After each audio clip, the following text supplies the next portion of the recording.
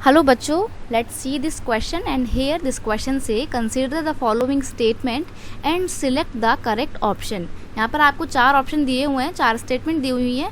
आपको जो स्टेटमेंट बिल्कुल सही लगती है आपको उसको टिक करना है, आपको उसको ऑप्ट करना है। ठीक है, तो स्टेटमेंट पढ़ते हैं। पहली स्टेटमेंट है tax to be directly paid to the state in French society is known as teeth, यानी कि जो टैक्स डायरेक्टली स्टेट को पे किया जाता था उसको टीथ कहा जाता था।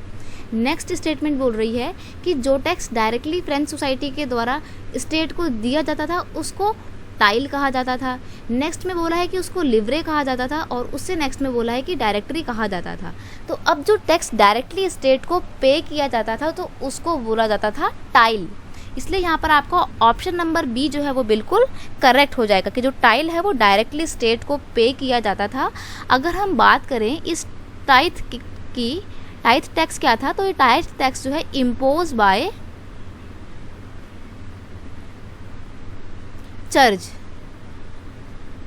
ये वाला टैक्स डायरेक्टली चर्च ने लगाया था और क्लर्जी वगैरह जो है इस टैक्स को लिया करते थे। किससे? थर्ड एस्टेट से। याद रखना, फ्रेंच सोसाइटी में जितने भी टैक्स होते थे वो सारे टैक्स पे करने का सारा भार किसके ऊपर था?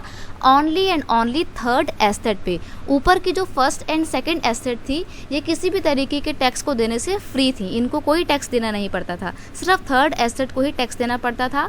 अगर हम बात करें लिवरे की, तो लिवरे क्या है? लिवरे किसी भी तरीके का कोई टैक्स नहीं है, बल्कि ये तो फ्रांस की करेंसी का नाम है, करेंसी ऑफ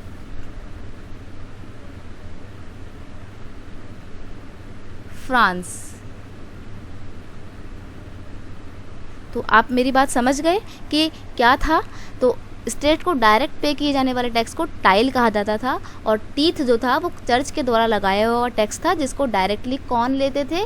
क्लर्जी लिया करते थे। और लिवरे फ्रांस की करेंसी का नाम है, फ्रांस की करेंसी की एक यूनिट है। Right, I hope you understand it well. यहाँ पर आपका ऑप्शन नंबर बी जो है वो करेक्ट आंसर है। ठीक है, बेस्ट ऑफ लक।